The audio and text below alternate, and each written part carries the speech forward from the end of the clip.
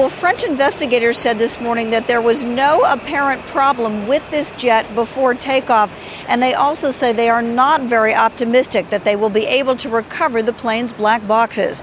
Meantime, in Brazil, as you mentioned, bad weather there. It is hampering recovery efforts of the debris.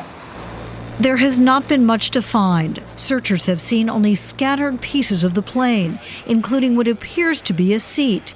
The debris floating in a 3-mile-long path, some 600 miles off the coast of Brazil. The relatively few pieces and small debris field may mean the plane came down mostly intact. So anything they can get from the debris field in the ocean is going to be important in terms of clues. Investigators will backtrack from the debris, looking at winds and ocean currents to try to pinpoint just where the plane hit the water. A U.S. Navy P-3 Orion reconnaissance plane is now assisting in the search, and a French search and rescue vessel is rushing to the site. It can deploy special robots that work up to 20,000 feet underwater, helping to search, locate, and raise wreckage. But that may not be easy in this part of the ocean. In a very mountainous terrain, it's like searching for an airplane, on the surface in the mountains.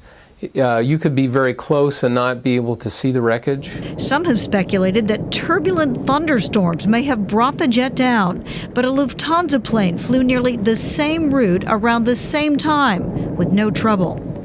For families who lost loved ones, the reality is setting in.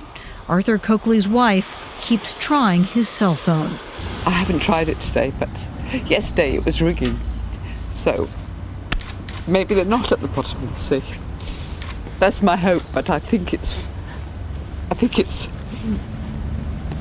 maybe fading today.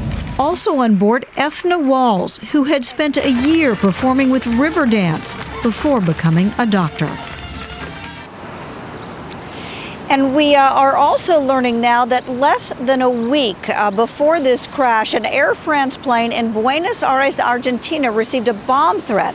The plane was searched. Nothing was found. At this point, we know of no known threat against Flight 447.